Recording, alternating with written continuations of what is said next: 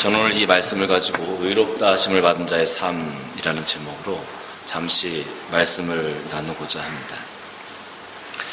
2002년도를 생각하면 우리 대한민국 국민들에게는 아주 큰 추억이 있는 한 해였습니다.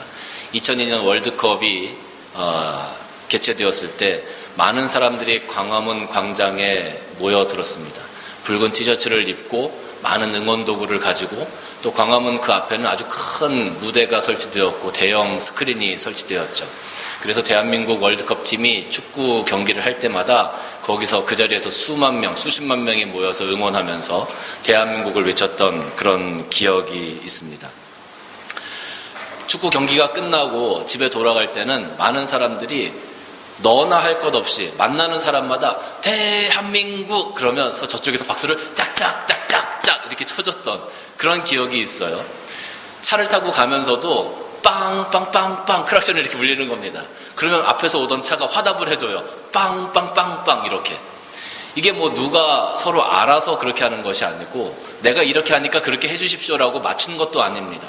너무 기쁜 나머지 모든 국민들이 하나가 되어서 대한민국을 외쳤던 그런 2002년을 우리가 기억합니다. 그런데 참 재미난 것은요, 2002년 한국이 4강전에 올라갔습니다. 그래서 월드컵 경기 4강전이 열렸는데 정말로 많은 사람들, 구름대와 같은 사람들이 광화문에 몰려들었어요. 그리고 목이 터져라 응원을 했습니다. 여러분, 보통 일반적으로 경기를 하는데 3, 4위전이면 준결승전 아닙니까? 결승전 경기가 있습니다. 어떤 것이 메인 경기겠습니까? 3, 4위전입니까? 아니면 결승전입니까? 보통 결승전이 메인 경기입니다. 결승전에 사람들이 더 많이 집중하고 더 많은 관심을 갖는 것이 당연하죠. 근데 3, 4위전에 한국이 올라가서 한국이 터키에게 져서 4위가 확정되었습니다. 그리고 얼마 후에 1, 2위를 가르는 결승전이 있었습니다. 그런데 그 결승전이 있는 날 아무도 광화문에 나오지 않았다는 거죠. 아무도 대형 스크린을 설치하지 않았고 아무도 광화문에 나오지 않았어요. 그냥 집에서 편안하게 TV를 보고 그 경기를 즐겼습니다. 왜 그랬겠습니까? 왜 그랬을까요? 대한민국 팀의 경기가 없었기 때문에 그래요. 대한민국 팀의 그 월드컵 경기 팀은 대한민국을 대표하는 팀이었습니다. 우리나라를 대표하는 팀이었고 우리를 대표하는 팀이었고 나를 대표하는 팀이었기 때문에 그 팀의 경기가 있을 때는 사람들이 그렇게 환호를 하고 그렇게 길거리에 쏟아져 나와서 응원을 했던 것이죠. 그런데 브라질과 독일 팀의 결승전 경기는 우리나라의 대표팀 경기가 아니었어요. 분명히 빅 이슈는 이슈였지만 나와는 조금 상관없는 그런 경기였다라는 것이죠. 그래서 그냥 편안하게 TV를 보면서 즐겼던 겁니다. 3, 4위전 대한민국 대표팀의 경기가 있을 때마다 대한민국 온 국민이 환호하고 열광하고 소리를 지르면서 응원했던 것은 바로 그 대한민국의 월드컵 팀이 우리 대한민국을 대표하는 대표팀이었기 때문에 그래요.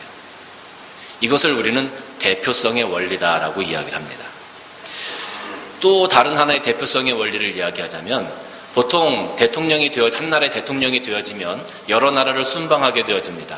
그 순방을 하면서 그쪽 나라의 정상과 만나서 대화를 하고 협약을 하게 되죠. 그래서 어떤 협약을 만들고 그 협약에 사인을 하게 되어지면 그 협약의 효력이 나타나게 되어지는데 그 협약의 효력이 그 대상국뿐만 아니라 우리나라에 있는 기업들이나 모든 국민들에게까지 그 효력이 미쳐지게 됩니다. 나는 내가 직접 사인하지 않았으니까 나는 이걸 지키지 않겠다. 이렇게 이야기할 수가 없습니다. 왜냐하면 대한민국의 대통령은 대한민국을 대표하는 대표성을 가지고 그 자리에 가서 사인을 해서 그 협약을 만들었기 때문에 그렇습니다. 이것이 바로 대표성의 원리입니다. 오늘 여기 12절 말씀 보면 또 하나의 대표성의 원리가 나옵니다. 12절 말씀을 보면 그러므로 한 사람으로 말미암아 죄가 세상에 들어오고 죄로 말미암아 사망이 들어왔나니 이와 같이 모든 사람이 죄를 지었으므로 사망이 모든 사람에게 이르렀느니라. 한 사람이 죄를 지었는데 모든 사람들이 그 죄에 연관되게 되었다라는 겁니다. 한 사람의 죄 때문에 사망이 이 땅에 들어왔는데 그 사망의 권세 아래 모든 사람들이 놓이게 되었다는 겁니다. 하나님께서는 아담을 인류의 조상으로, 인류의 처음으로 창조하시고 그 아담에게 인류의 대표성을 허락해 주셨습니다. 그래서 그 아담은 인류를 대표하는 사람이에요. 처음에 하나님께서 아담에게 많은 축복을 주셨습니다. 그 축복은 아담에게만 주신 것이 아니라 우리 모든 인류에게 주신 축복이었습니다. 만약에 아담이 그 축복을 잘 지켜서 그 에덴 동산에서 하나님의 말씀을 잘 순종하고 잘 지냈더라면 아마 그 많은 축복들을 우리가 지금도 이 땅에서 누리며 살고 있었을 것입니다. 그런데 아담이 그것을 잘 지켜내지 못하고 사단의 유혹에 빠져서 하나님께서 따먹지 말라고 말씀하신 선악과를 따먹게 되어지죠. 그때 하나님께서 아담을 징계하셨습니다. 아담에게 주신 저주가 무엇입니까? 네가 일을 해야 먹고 살 것이고 여자들은 출산하는 고통이 있어야 할 것이고 넌 흙에서 왔으니 흙으로 돌아갈 것이다. 사망의 선언을 하셨죠. 그때 이후로 많은 사람들, 모든 인류는 이 아담의 범죄한 이 범죄로부터 벗어날 수 없는 그런 운명을 가지고 하나님께서 징계하신 그 징벌 속에서 살아갈 수밖에 없는 그런 운명이 되었습니다. 어떤 사람은 이야기할 수 있습니다. 나는 참 억울하다. 나는 정말로 도덕적으로 흠이 없고 나는 죄를 짓지도 않았는데 왜 나한테 죄인이라고 기독교인들은 맨날 나를 정죄하고 나에게 죄가 있다고 그렇게 선언하는가? 나는 정말 지은 죄가 없는데 나는 억울하다. 이렇게 이야기하는 사람들도 분명히 있을 것입니다. 그런데 오늘 말씀 14절 말씀을 보면 뭐라고 기록되어져 있냐 하면 그러나 아담으로부터 모세까지 아담의 범죄와 같은 죄를 짓지 아니한 자들까지도 사망이 왕노릇하였나니라고 기록하고 있죠. 이것은 하나님께서 아담을 인류의 대표성으로, 인류의 대표자로 이미 선언하셨고 아담이 지은 죄 때문에 모세 때에 이르기까지, 여기서 말하는 모세 때까지라고 하면 모세 때까지니까 우린 모세 이후 세대니까 우리는 죄가 없는가? 그것이 아니죠. 모세 때까지라는 것은 아담으로부터 시작해서 모든 인류에 이르기까지라는 이야기입니다. 그런 의미입니다. 모든 인류가 아담의 범죄로부터 죄를 짓지 아니한 자들까지도 사망이 왕노릇한다. 사망의 권세에서 벗어날 수 없다라는 거죠. 왜? 아담이 우리 인류의 대표성을 띠기 때문에 그렇습니다. 바로 오늘 이 14절의 말씀은 우리에게 아담이 우리 온 인류의 대표성을 가지고 있다는 하나님의 선언이기도 합니다. 그런데 많은 사람들이 아담이 우리 인류의 대표성을 가진다라는 것을 부정하고 싶어 해요. 그리고 나는 죄인이 아니다라고 이야기하고 싶어 해요. 그런데 여러분, 사실은 우리가 아담이 우리 인류의 대표성을 가진다는 것을 인정하는 것이 우리에게 훨씬 더 유리합니다. 아담의 범죄로 인해서 우리가 오늘날 죄인의 모습으로 살 수밖에 없다는 것을 인정하는 것이 우리에게 훨씬 더 유리하다는 거예요. 왜냐하면 오늘 15절 말씀 보면 또 하나의 대표성의 원리가 나오기 때문에 그렇습니다.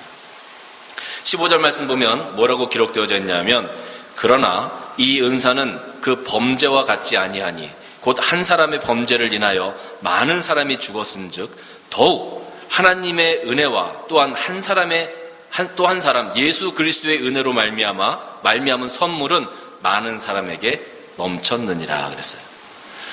아담의 범죄로 인하여서 우리 모두가 사망의 권세 아래 놓일 수밖에 없었지만 예수 그리스도의 은혜로 말미암아 우리는 이제 사망이 아니라 생명의 권세 아래 예수 그리스도께서 주시는 그 은혜의 선물 안에 우리는 살아갈 수 있게 되었다라고 오늘 로마서 5장 15절은 이야기하고 있습니다. 여기 많은 사람들에게 예수 그리스도의 은혜로 말미암은 선물은 많은 사람들에게 넘쳤다. 여러분, 여기 넘쳤다라는 표현이 있어요. 예수 그리스도로 말미암아 우리에게 주시는 선물의 은혜가 넘쳐난다. 많은 사람들에게 넘쳐난다. 이 넘쳐난다는 것에 우리가 조금 주목할 필요가 있을 것 같아요. 만약에 이 은혜가 넘쳐나지 않았어요. 넘쳐나지 않았다면 아주 심각한 문제에 빠질 수 있지 않나라는 생각을 해봅니다. 예를 들어서요, 여러분. 어떤 사람이 사형 선고를 받았습니다. 그런데 그 사형 선고 받은 사람에게 작은 은혜가 주어졌어요. 작은 은혜가 주어져서 사망 선고가 아니고 작은 은혜가 주어져서 무기징역이나 10년 정도 감형되어지는 은혜가 주어졌다라고 생각해 보십시다. 그러면 이 사람이 선고받은 사망의 권세가 큽니까? 아니면 은혜가 큽니까? 사망의 권세가 여전히 큰 겁니다. 그것을 갚을 수가 없죠.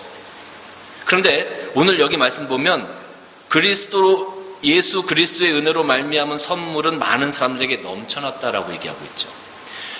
아담 때문에 하나님으로부터 저주받아서 죽을 수밖에 없는 우리들, 이미 사형 선고를 받은 우리들이지만 우리들에게 하나님의 은혜가 넘쳐남이 있었어요. 그래서 이 사망 선고, 이 사형 선고를 넘쳐나는 사형 선고를 커버하고도 남은 그런 은혜가 있다라는 거죠.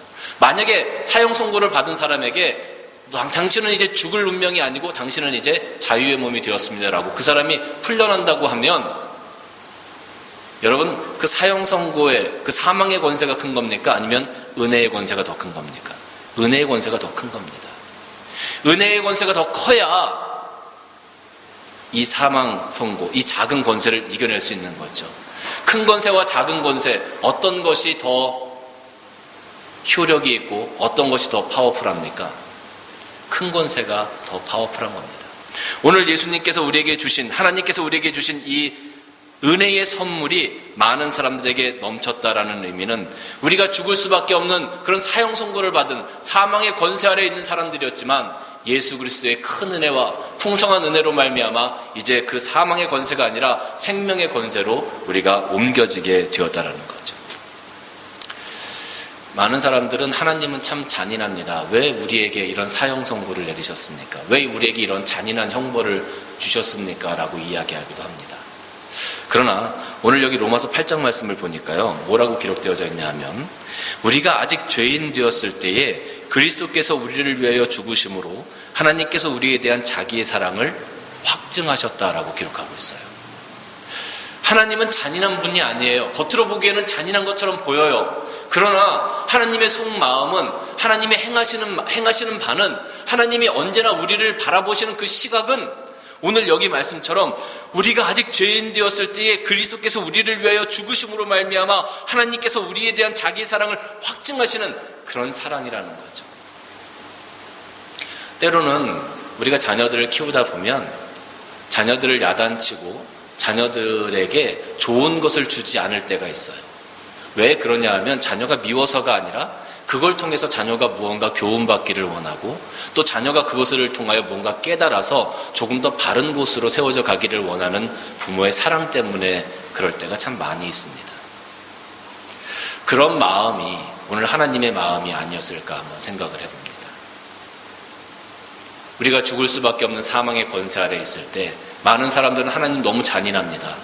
왜 우리에게 이런 형벌을 허락하셨습니까? 라고 이야기할지 몰라요. 그러나 하나님의 마음은 우리가 그 자리에서 죽어버리는, 우리가 그 자리에서 그 사망 권세 아래서 영원히 죄의 종로를 타고 그렇게 살아가는 것이 아니라 그것을 깨닫고 죄가 무엇인지 깨닫고 하나님께 돌아오기를 원하는 그 큰 사랑의 마음이 하나님께 있었다라는 것이죠. 우리 스스로 그것을 할 수 없었기 때문에 오늘 로마서 5장 8절 말씀처럼 예수 그리스도를 우리에게 보내셔서 우리에 대한 하나님의 사랑을 확증해 주셨다라는 겁니다. 하나님의 사랑이 사망 선고, 사망의 권세보다 훨씬 더 크고 파워풀하고 풍부합니다. 예전에 한국에 간 적이 있었습니다. 한국에 가서 이렇게 뭐 사람들을 만나고 하다 보니까 하얀 와이셔츠에 뭐가 이렇게 묻어서 들어왔어요. 여자들이 제일 싫어하는 것 중에 하나가 하얀 와이셔츠에 뭔가 묻혀서 들어오는 겁니다. 그 집사람이, 제 아내가 그 이제 와이셔츠를 보고 뭐가 묻었냐고, 빨리 벗으라고. 그래서 뭐 이렇게 세제를 묻혀서 빨기 시작합니다. 그런데 그것이 잘 안 나가는 거예요. 근데 집사람의, 제 아내가 하는 이야기가 뭐냐면, 이상하다, 호주에서 할 때는 잘 나갔는데 한국에서 똑같은 세제를 쓰는데 잘 안 나간다는 거예요. 그 나중에 호주로 돌아와서 다시 한번 그거 이제 호주에 있는 세제로 빨았습니다. 그랬더니 그 얼룩얼룩했던 것이 싹 나가는 거예요. 그러면서 제 아내가 하는 이야기가, 한국 세제보다 호주 세제가 훨씬 더 센 것 같아, 훨씬 더 좋은 것 같아, 이렇게 이야기를 하더라고요. 우리들의 죄를 해결할 수 없는, 우리들의 죄에 대해서 하나님의 은혜가 작으면 그 죄를 완전히 씻어낼 수가 없어요. 그런데 하나님의 이 사랑이, 하나님의 은혜가 훨씬 더 크고 훨씬 더 파워풀하고 훨씬 더 풍부하니까 우리들의 더러운 죄를 완전히 다 씻어버릴 수 있게 된다라는 것이죠. 그것이 뭡니까? 바로 예수님께서 이 땅에 오셔서 십자가에 달려 우리의 죄 때문에 돌아가 주신 그 위대한 사건입니다. 사랑하는 성도 여러분, 많은 사람들은 우리의 죄를 어떻게 하나님께서 해결해 주실 수 있을까 고민해요. 그리고 많은 사람들은 정말 하나님께서 우리의 죄를 그렇게 다 해결해 주셨을까라고 생각하기도 합니다. 그런데 이사야서 1장 18절 말씀 보니까 뭐라고 기록되어져 있냐면, 오라 우리가 서로 변론하자. 너희 죄가 주홍 같을지라도 눈과 같이 희어질 것이요 진홍같이 붉을지라도 양털같이 희게 되리라 그랬어요. 우리가 어떤 죄를 지었다 할지라도 예수 그리스도의 보혈을 바라보고 예수 그리스도 십자가 앞에서 믿음으로 고백하는 자들, 믿음으로 회개하는 자들, 그들에게는 오늘 이 말씀의 은혜가 임하게 될 줄로 믿으시기를 바랍니다. 너희 죄가 주홍 같을지라도 눈과 같이 희게 될 것이고, 그리고 진홍같이 붉을지라도 양털같이 희게 되리라. 이 선언의 말씀이, 이 용서의 말씀이, 이 구원의 말씀이 여러분의 삶 가운데 임하시기를 주님의 이름으로 축원합니다. 17절 말씀을 보면, 우리 안에서 왕노릇하던 주체가 바뀌어지게 됩니다. 17절 말씀 보면 뭐라고 기록되어져 있냐면, 한 사람의 범죄로 말미암아 사망이 그 한 사람을 통하여 왕노릇하였은즉, 아담의 범죄로 말미암아 우리에게 사망이 우리를 통제하고 우리를 인도하고 우리를 이끌고 우리를 죄의 종노릇하게 만드는 그런 사망의 권세 아래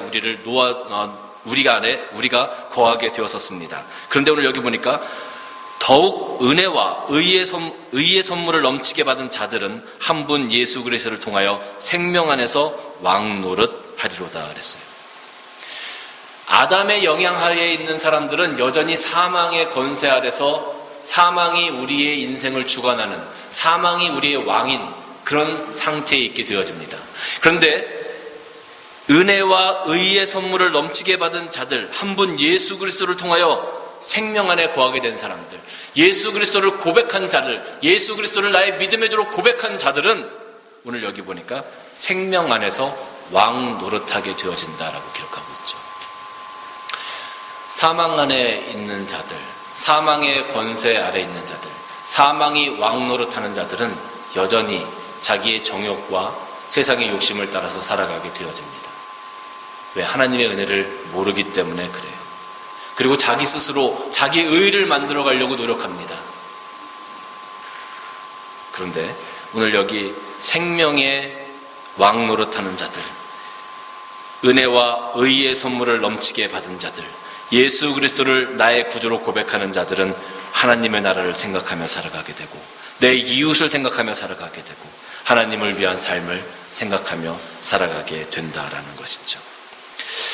사랑하는 성도 여러분, 하나님께서 왜 우리를, 죽을 수밖에 없는 죄인이었던 우리를 예수 그리스도의 그 십자가 사건을 통하여서 그 독생자 아들을 이 땅에 보내시면서까지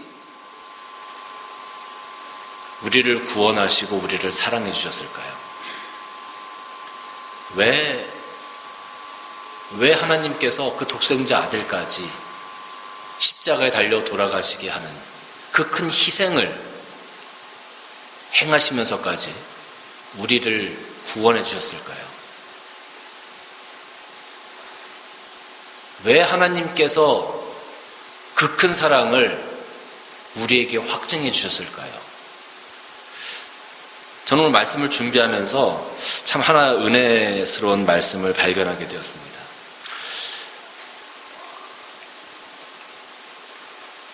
고린도 후서 5장 15절 말씀인데요. 우리 같이 한번 읽어보도록 하겠습니다. 시작. 그가 모든 사람을 대신하여 죽으심은 살아있는 자들로 하여금 다시는 그들 자신을 위하여 살지 않고 오직 그들을 대신하여 죽었다가 다시 살아나신 이를 위하여 살게 하려 함이라. 그 해답이 여기 있더라고요.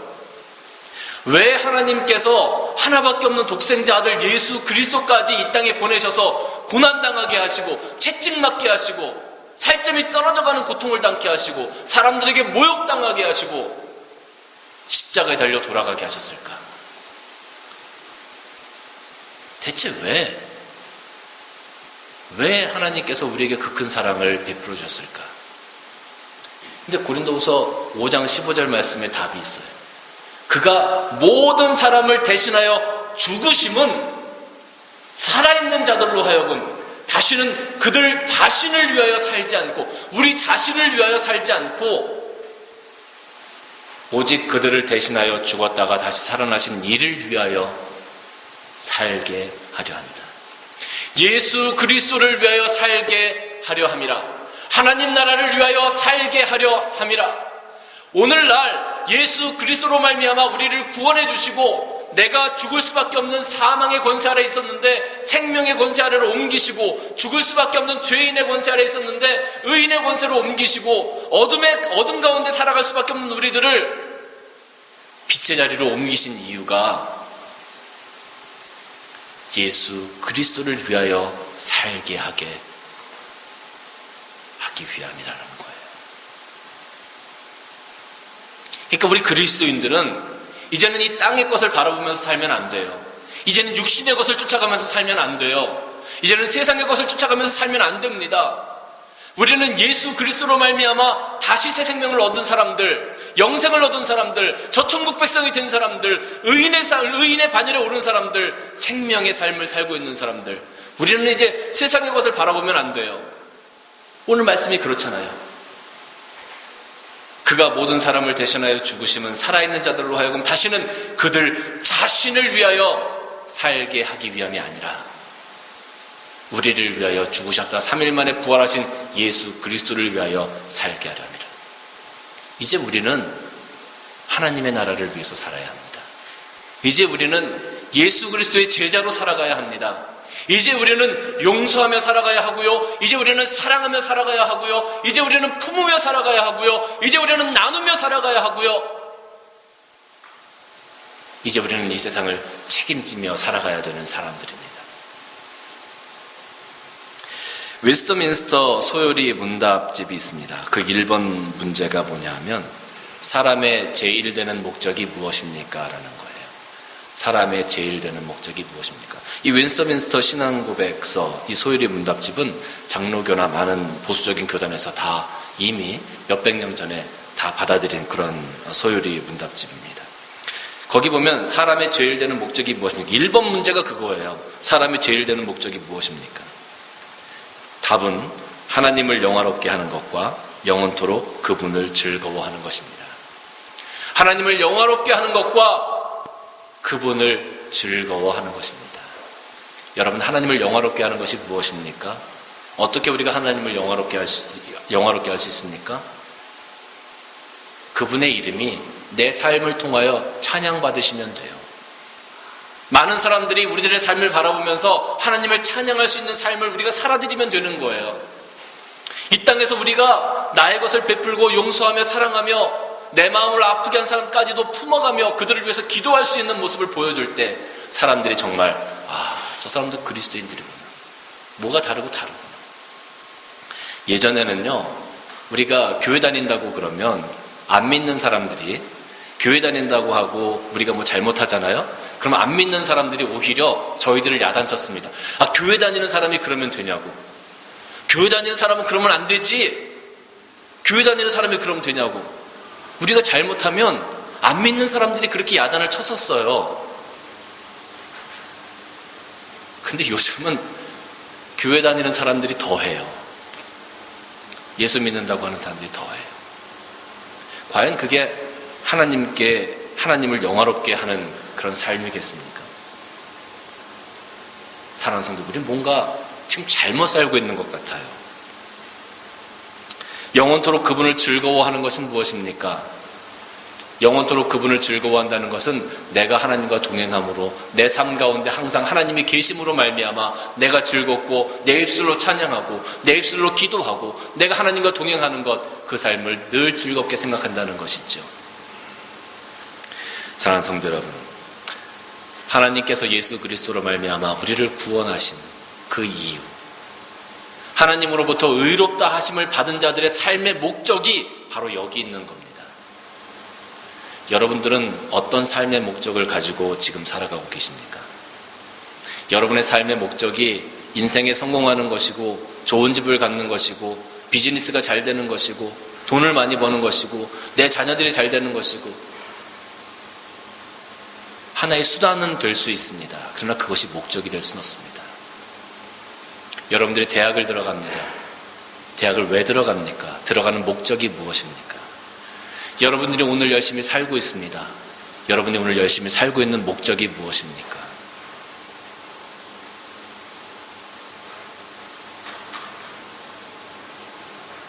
사랑하는 성도 여러분, 여러분들은 하나님께서 이미 의롭다 칭하심을 받은 자들입니다.